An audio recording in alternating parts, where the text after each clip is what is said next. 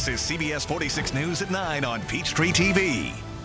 Golfer Tiger Woods rushed into surgery after rolling over his SUV in California. Unfortunately, Mr. Woods was not able to stand under his own power. Tonight, his prognosis and reaction.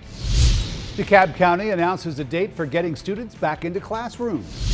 Ahmaud Arbery's mother demands justice. And even if he had done something wrong, he didn't deserve to die. She files a lawsuit on the anniversary of his death.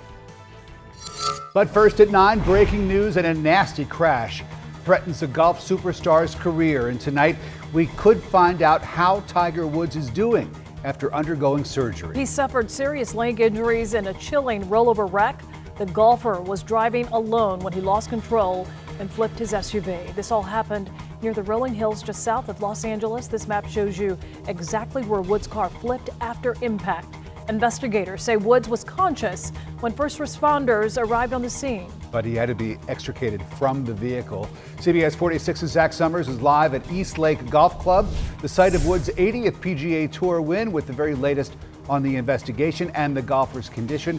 Zach, what do we know? Yeah, good evening. We know that Tiger Woods has serious leg injuries. However, the extent of those injuries still unknown as we wait to learn how that surgery went.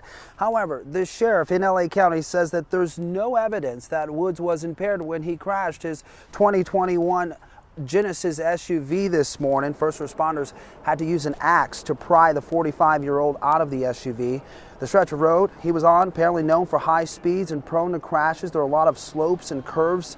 Woods crossed a center divider, rolled multiple times before his SUV stopped on the side of the road. The LA County Sheriff says there were no skid marks or braking, indicating Woods did not try to slow down before the crash. The sheriff says the interior of Woods' SUV likely saved his life. The interior of the cabinet of the vehicle was more or less intact. The front end was totally destroyed. The bumpers, everything was destroyed. Airbags deployed, all of that. And however, thankfully, the interior was more or less intact, which kind of gave him the cushion to survive what's otherwise would have been a fatal crash.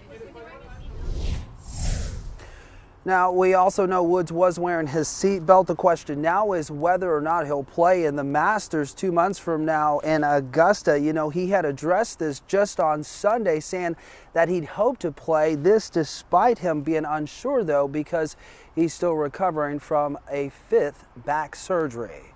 Live in East Lake, Zach Summers, CBS 46 News.